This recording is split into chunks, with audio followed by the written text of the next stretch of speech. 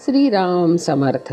सद्गुरू श्री ब्रह्मचैतन्य महाराज गोंदवलेकर यांचे प्रवचन दिनांक 8 जानेवारी. नामाचे प्रेम नामाच्या सहवासाने येईल. नामाचे प्रेम येण्यासाठी आपल्या प्रेमळ आईकडेच बघा. मुलाला जरा ताप आला तरी आईच्या पोटात धस्स होते. अन्न गोड लागत नाही, झोप लागत नाही, अशा अनेक गोष्टी होतात. थोडक्यात म्हणजे तिला सर्व बाजूंनी अस्वस्थता उत्पन्न होते. नाम घेण्यात थोडा व्यत्यय आला तर आपली स्थिती तशी होते का? याचे उत्तर आपल्याला स्वतःकडूनच मिळण्यासारखे आहे. नाम घेणे हा माझा धर्म आहे, ते माझे आद्य कर्तव्य आहे. त्याच्याशिवाय जगणे म्हणजे मेल्यासारखेच आहे. नाम घेण्यात माझे आत्यंतिक हित आहे. किंबहुना मी नामाकरिताच जन्माला आलो आणि तद्रूपच होऊन जाईन इतक्या प्रज्वलित भावनेने नाम घेणे जरूर आहे. आणि मग प्रेम आले नाही ही गोष्ट शक्यच नाही. प्रेम येत नाही याचा अर्थच हा की आम्ही नाम खऱ्या आस्थेने घेत नाही. या सर्वावर उपाय म्हणजे नाम घेण्याच्या निश्चयाने ते जसे येईल तसे घेत राहणे. तेच नाम आपल्याला एक एक पाऊल पुढे नेऊन ध्येय गाठून देईल.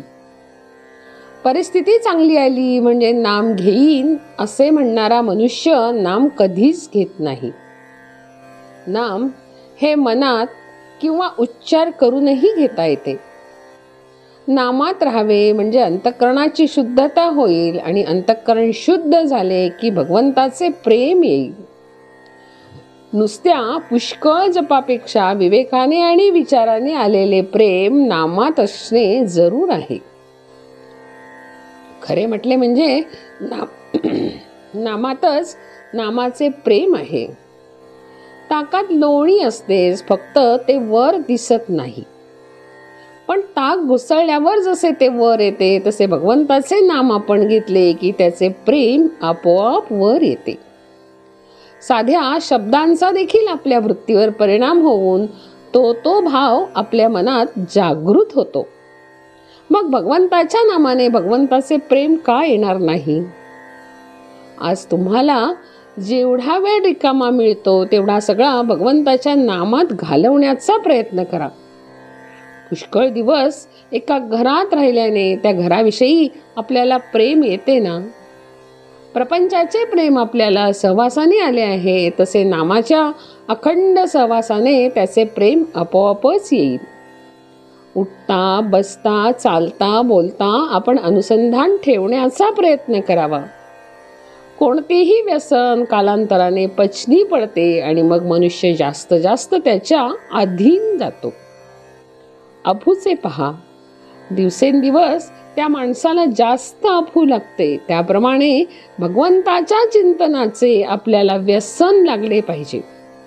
कोणतीही चांगली गोष्ट साधायला कठीण असणारच, पण अगदी थोड्या श्रमात पुष्कळ साधून देणारे नामासारखे दुसरे साधन नाही. म्हणून नेहमी मनाने नाम घेत असावे. नामाचे प्रेम यायला एक ते गुरूंना आवडते म्हणून घ्यावे किंवा दुसरे नामातच माझे कल्याण आहे या भावनेने घ्यावे. जानकी जीवन स्मरण. जय जय राम.